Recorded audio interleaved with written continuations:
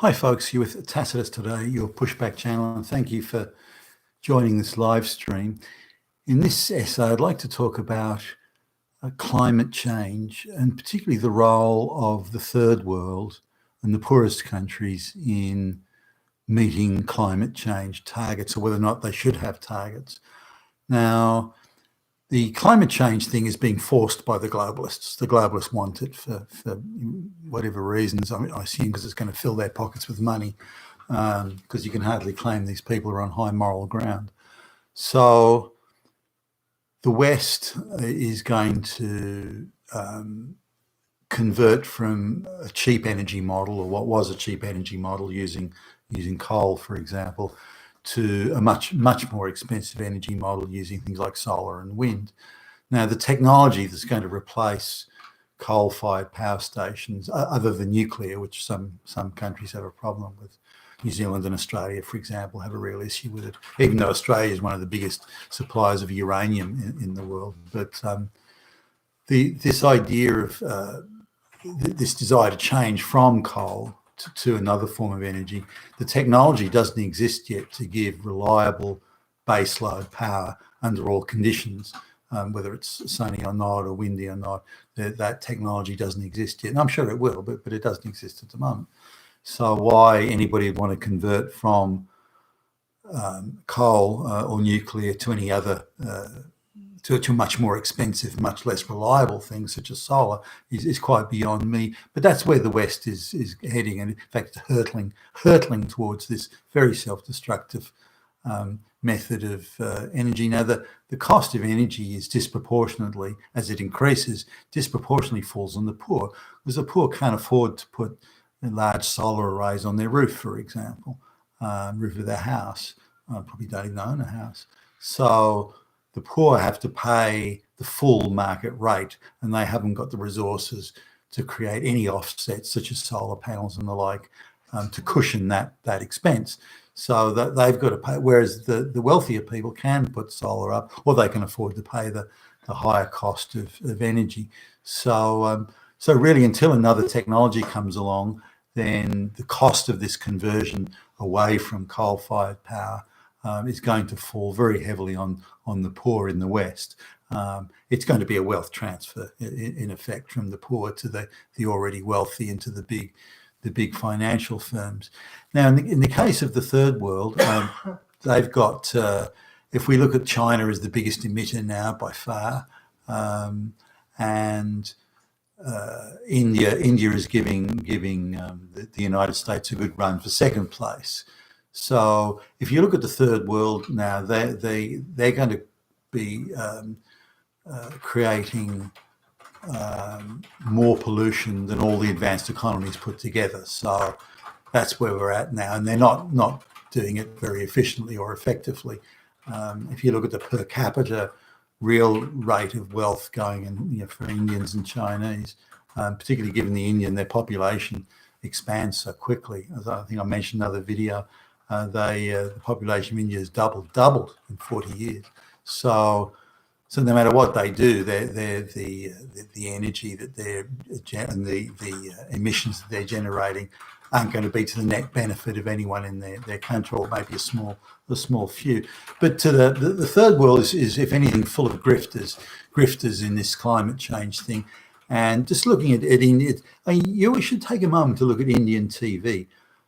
It's remarkable, and as they're not, the Indians blame everyone in every other country, every place, every other race. They don't take responsibility for anything. It's a remarkable sort of mindset, because they've got this idea that they're morally superior, and therefore nothing can be their fault.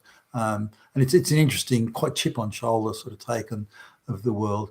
Now, in Indian TV, they're saying, well, look, the real climate criminals are the West, the white folks. They're the real climate criminals. Well, why, you ask?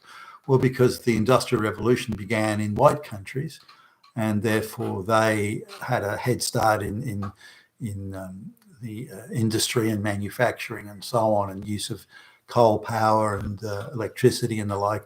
Therefore, they've had 150 plus years longer than the third world's had to burn coal. Thus, they've created more they've created more pollution is the way to go. Therefore, the developing world, the third world, the poor shithole countries, they should be given also 140 years, 150 years to pollute the world just so they can make even with the white folks.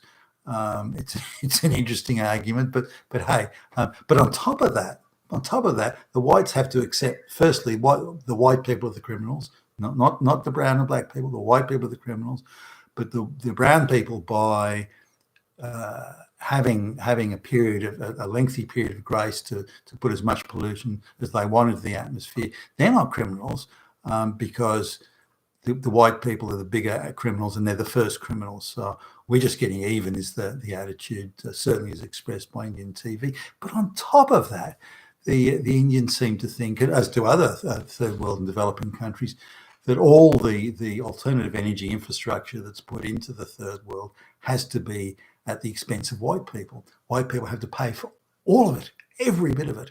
And if they don't, then, hey, we're going to put a lot of pollution into the atmosphere because you made us do it, because you wouldn't pay for all our infrastructure, the new energy infrastructure, therefore it's all your fault. So this is the chutzpah you have to engage in to take that attitude. It's quite remarkable. But that's where they're heading with this. So let's suppose all the white countries have their emissions over the next 10 or 20 years, or as they're saying, net zero. Then given over that same time, the increase in pollution, so assuming CO2 is a pollution, the increase in pollution just by the third world countries will offset by more than whatever saving is the net zero that the white countries meet, the advanced economies meet. Therefore, the whole thing's a waste of time. The pollution is going to be exactly the same today, exactly the same in 30, 40 years' time as it is today. It'll just be that the deck chairs being other people are creating the pollution instead of the so-called advanced economies. Now, I'm sure technology will come along in the meantime that'll change that equation and that paradigm. But the third, and India seems to, again, they've got this morally superior bullshit attitude of, we'll pollute the world in ever increasing amounts unless you pay for all our new infrastructure. You're the climate criminals, you're the bad guys, therefore you have to do it because we're morally superior. And if we still go ahead and pollute things, it's because you made it, it's because it's your fault, you damn white folks. And again, that's I've got no time for that bullshit, really. So we really need to look at this. If climate change is a CO2 issue or a net zero, then why should anyone be allowed to pollute the atmosphere to the extent that China and India are? And if it's not a bad thing, then why are any of us pursuing a net zero strategy, or why is any country doing it if indeed these two can pollute the atmosphere at an absolute rate of knots? China and India, and then now parts of Africa coming in. So, but if we look at net zero as an issue, the idea is that if any country is putting a lot of pollutants into the atmosphere, again assuming the climate change propaganda is accurate, and I don't accept that it is, but assuming for the moment it is, then the policy has to be to offset. It's either carbon capture or planting more trees or better technology to control the pollution coming out of chimney stacks or whatever, but a range of ways to use of solar and so on, a range of ways to reduce so that it's net zero. For example, if Australia planted 1 billion on or about 1 billion trees over the next 40 years, that would offset. That would bring Australia to net zero, for example. I mean, it would be a huge undertaking, but I don't see why it couldn't be done.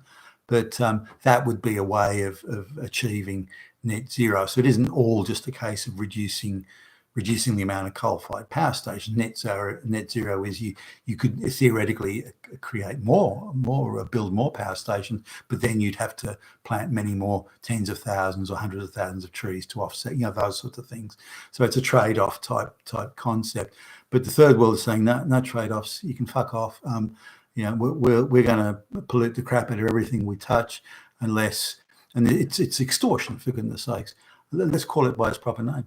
You got to pay for everything and just throw money at us. Number one. Number two, you've got to take our surplus population and take it into your countries at the same time as you're trying to reduce your reduce to net zero the emissions. So that's the craziness of it, and I think in the white countries, particularly the working class and the middle class, we're being taken for a ride. It's bullshit. That's my take. You've been with Tassus today, your pushback channel, and thank you for listening.